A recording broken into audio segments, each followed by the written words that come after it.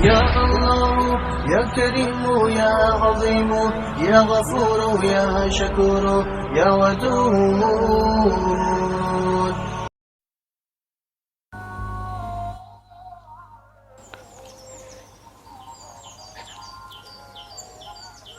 نماز فجر کے بعد اپنی جگہ سے مت اٹھیے، کیونکہ حضرت عبداللہ ابن مسعود رضی اللہ تعالی عنہ سے مروی ہے، رسول اللہ صلی اللہ علیہ وآلہ وسلم نے فرمایا، جو شخص فجر کی نماز باجماعت سے پڑھتا ہے اور اسی جگہ بیٹھ کر سورہ انعام کے شروع سے 3 آیتیں پڑھتا ہے، اللہ تعالیٰ اس کے لیے 70 فرشتوں کو مقرر فرما دیتا ہے۔